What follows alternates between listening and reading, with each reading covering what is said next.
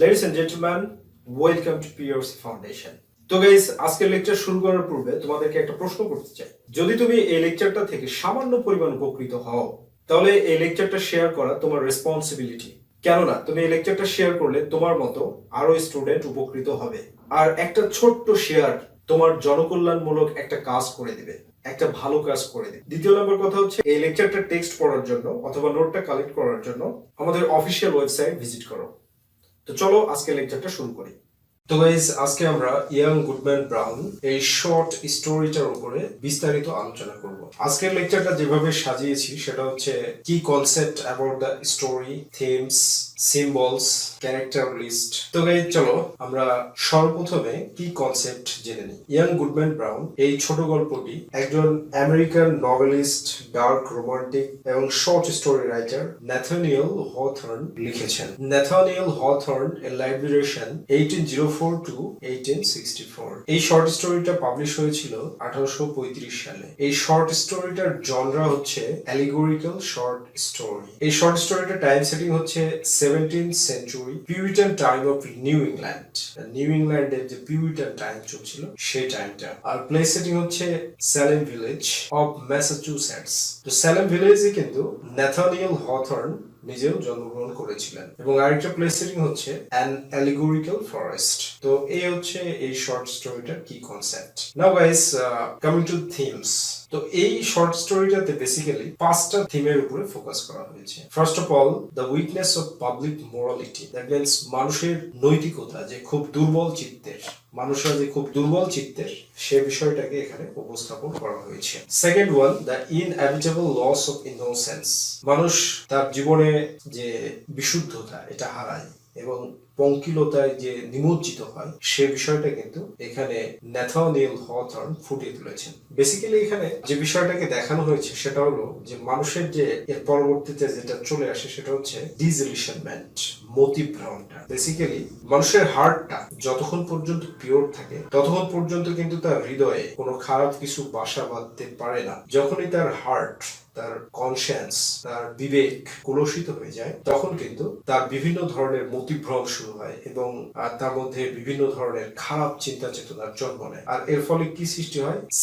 Scene বলতে পাপ। তখন মানুষ পাপ কাজে লিপ্ত হতে থাকে। আর ফাইনালি যেটাকে দেখানো হয়েছে হিপোক্রেসি। এখানে স্টোরি রাইটার এটা বোঝাতে চেয়েছেন যে পৃথিবীটা একটা মায়া কান্নায় পরিপূর্ণ, হিপোক্রেসিতে পরিপূর্ণ। দ্যাট মিন্স এখানে হিপোক্রেসি বলতে কোনো হাইপোথেটিক্যাল সিচুয়েশন সৃষ্টি করা হচ্ছে না, বেসিক্যালি একটা ইউনিভার্সাল ফ্যাক্ট কে দেখানো হয়েছে। তো লেডিস এন্ড জেন্টলম্যান, এরপরে চলো আমরা সিম্বলে চলে যাই, যেখানে বেসিক্যালি 3টা সিম্বল ব্যবহার করা হয়েছে। First of all, the forest. ফরেস্টটা এখানে যে সিম্বলিক মিনিং প্রকাশ করছে সেটা হচ্ছে ডেঞ্জার এন্ড আনসার্টেনটি। অর্থাৎ মানুষ দেখতে পাচ্ছে যে সামনে তার বিপদ, তারপরেও সে যদি বিপদের দিকে ধাবিত হয় আর অনিশ্চয়তার দিকে যদি ধাবিত হয় তাহলে তার জীবনে ডিস্ট্রাকশন অনিবার্য। এই বিষয়টাকে কিন্তু এখানে চমৎকার ভাবে ন্যাথানিয়েল হথর্ন ফুটিয়ে তুলেছেন এই ফরেস্ট এই সেটিংটার মাধ্যমে এবং এই সিম্বলটার মাধ্যমে। Number second, sharp and shaft staff.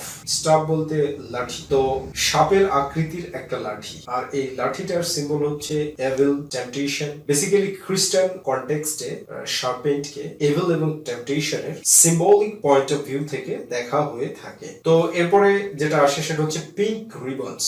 Pink মানে গোলাপি আর রিবনস মানে হচ্ছে ফিতা, ফিতা সমূহ মানে ফিতা। এখানে ফেথ নামে যে একটা ক্যারেক্টার আছে সেই ক্যারেক্টারের যে টুপি, হ্যাট, ক্যাপ, এই ক্যাপে পিঙ্ক রিবন ছিল। এই পিঙ্ক রিবনকে এখানে সিম্বলিক পয়েন্ট অফ ভিউ থেকে দেখানো হয়েছে। আর এই পিঙ্ক রিবনস দ্বারা যেটা বোঝানো হয়েছে সেটা হচ্ছে পিউরিটান বিলিফটাকে রিফ্লেক্ট করা হয়েছে, পিউরিটানিজমটাকে রিফ্লেক্ট করা হয়েছে। তো এই মোটামুটি সিম্বলিক পয়েন্ট অফ ভিউ। তো সামারিতে যাওয়ার আগে অবশ্যই ক্যারেক্টার লিস্ট বা ক্যারেক্টার সম্পর্কে জানা দরকার। তো এই শর্ট স্টোরিটার প্রোটাগনিস্ট হচ্ছে ইয়াং গুডম্যান ব্রাউন। গুডম্যান এর নাম আর ব্রাউন হচ্ছে ফ্যামিলি টাইটেল। আর ইয়াং এর একটা যুবক মানুষ, যার কারণে একে ইয়াং এই নামে শর্ট স্টোরি রাইটার আখ্যা দিয়েছে। তো young Goodman brown 17th সেঞ্চুরিতে Salem ভিলেজে বাস করত এবং সে একজন খুব বিশ্বস্ত পিউরিটান খ্রিস্টান ছিল।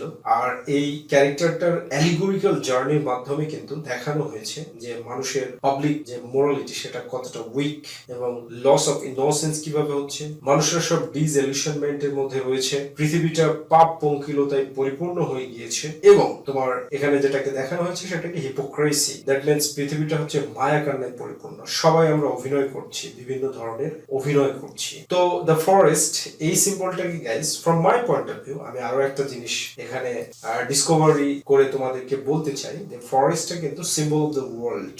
এই পৃথিবীটা একটা ভয়ঙ্কর জায়গা, একটা বিপদের জায়গা। তো এরপরে যে ক্যারেক্টারটা আসে সেটা হচ্ছে দ্য ডার্ক ফিগার। আর এই দ্য ডার্ক ফিগার হচ্ছে ডেভিল বা শয়তানের পার্সনিফিকেশন। ডেভিল বা শয়তানের পার্সনিফিকেশন হচ্ছে the dark figure. The dark figure or the old man, এই লোকটা দ্বারা আমরা বুঝবো হচ্ছে শয়তান। আর এই ডার্ক ফিগার ফরেস্টের মধ্যে যখন আবির্ভূত হয় তখন এর চেহারা স্বরূপ দেখে মনে হয়েছে যে এর বয়স 50 ইয়ার্স। নেক্সট সেন্ট্রাল ক্যারেক্টার এই শর্ট স্টোরিটার ফেথ। ফেথ শব্দের অর্থ তোমরা জানো বিশ্বাস। এই চরিত্রটা দ্বারা ন্যাথনিয়েল হথর্ন মানুষের বিশ্বাসের বিলুপ্তিটাকে রিফ্লেক্ট করেছেন। আর ফেথ হচ্ছে ইয়াং গুডম্যান ব্রাউনের বিশ্বস্ত এবং সুন্দরী ওয়াইফ। মাত্র 3 মাস আগে ইয়াং গুডম্যান ব্রাউন বিয়েটা করেছেন। তো এই হচ্ছে সেন্ট্রাল ক্যারেক্টার। এর বাইরেও আমরা কিছু সিম্বলিক ক্যারেক্টার পাবো। তার মধ্যে হচ্ছে গুডি ক্লয়েস। গুডি ক্লয়েস হচ্ছে একজন ধার্মিক মহিলা। এখানে যে টার্মটা ব্যবহার করা হয়েছে সেটা হচ্ছে ক্যাটকিজম। ক্যাটকিজম বলতে ধর্মীয় শিক্ষা দেওয়া। স্যালেম ভিলেজ এই গ্রামটার শিশুদেরকে ধর্মীয় শিক্ষা দিয়ে থাকেন হচ্ছে গুডি ক্লয়েস। আর ইয়াং গুডম্যান ব্রাউনেরও কিন্তু শৈশবকালের ধর্মীয় শিক্ষাগুরু গুডি ক্লয়েস। এরপরে যেটা আসে সেটা হচ্ছে ডিকন গুকিন। ডিকন গুকিন হচ্ছে এই স্যালেম ভিলেজের যে চার্চটা রয়েছে এই চার্চের হচ্ছে প্রধান পুরোহিত। That means a very religious person. And finally যে ক্যারেক্টারটাকে দেখানো হচ্ছে সেটা হচ্ছে মিনিস্টার। মিনিস্টার হচ্ছে এই যে স্যালেম ভিলেজ এই গ্রামের যে চার্চ প্রধান, দ্যাট মিন্স কমিউনিটি প্রধান, এই গ্রামের প্রধান তাকে দেখানো হয়েছে। এবং এও একজন খুব চমৎকার মানুষ যে চার্চের সভাপতি আমরা বলতে পারি, চার্চ এবং কমিউনিটির সভাপতি বলতে পারি, প্রেসিডেন্ট বলতে পারি। তো এই হচ্ছে মোটামুটি ক্যারেক্টার লিস্ট। এগুলো সুন্দরভাবে পজিস করলেই তোমরা সামারিটা চমৎকার ভাবে বুঝতে পারবে। লেকচারের শেষে এটা আমার বিশ্বাস এই লেকচারটা তোমাদের জন্য খুবই বেনিফিটেড। তাই একজন টিচার হিসেবে আমি তোমাদেরকে পোলাইটলি আদেশ দিতে চাই এই লেকচারটাকে শেয়ার করো। আবার আগামী লেকচারে দেখা হবে। আল্লাহ হাফেজ।